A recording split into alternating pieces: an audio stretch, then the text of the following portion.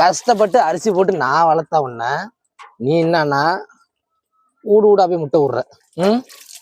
எம்மா கஷ்டப்பட்டு நான் உனக்கு உண்மை அரிசி போட்டேன். நான் முன்னாடியே உன்ட்ட என்ன சொன்னேன், அம்மா நீ போற போக்கு சரியில்லை, எமனை தேடி போற மாதிரி இருக்கு, நம்ம வீட்டுக்கு நீ ஆமாண்ணா உன்ட்ட அப்போ 3-4 நாளா சொல்லிட்டு இருந்தேன். நீ கேட்கல.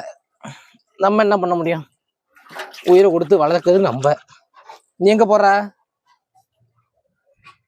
எமனை தேடி போற.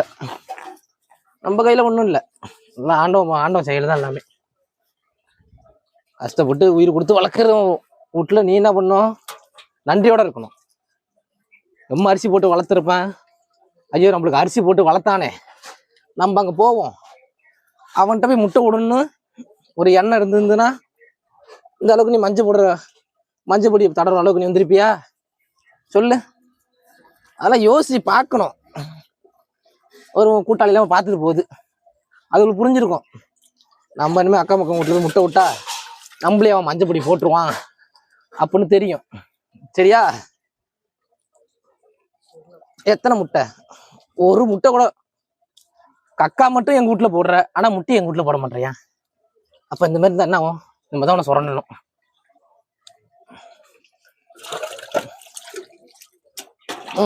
கூழ் பாட்டுங்க நல்லபடியா நல்லா மஞ்சள் போட்டாச்சுடா சாமி. சொல்றது கேக்குறீங்களா? பாருப்ப